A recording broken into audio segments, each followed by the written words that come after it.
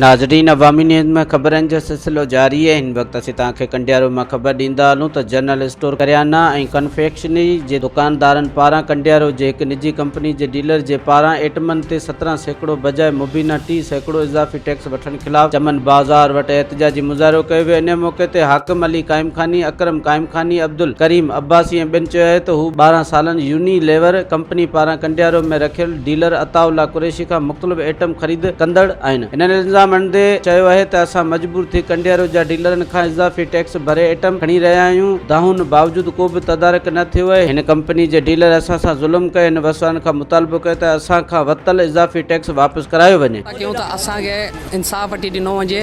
हालांकि अताउल्ला जेको आहे पाण सरकारी ड्यूटी ते बि आहे, उनजे बावजूद हिन एतिरो वॾो फराड कयो आहे। जॾहिं त असांखे को इंसाफ़ नथो ॿुधो वञे।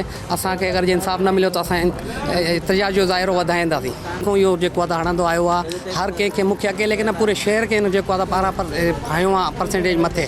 पूरे शहर के जेको आहे त लुटियो आहे। हिनखे बराए महिरबानी असांजी लुटियल रक़म वापसि वठी ॾिनी वञे ऐं इन खां इंसाफ़ वठी ॾिनो। आला अफ़सरान खे बि इंफॉर्म कयो आहे ऐं RSM साहब खे बि असां एप्लीकेशन ॾिनी आहे इन जी, पर असांखे जेको आहे को इंसाफ़ नथो मिले। असां कंपनी जो रिकॉर्ड पंहिंजो घुरूं त उहा असांजी कंपनी रिकॉर्ड ॾियण खां बि इनकार करे थी।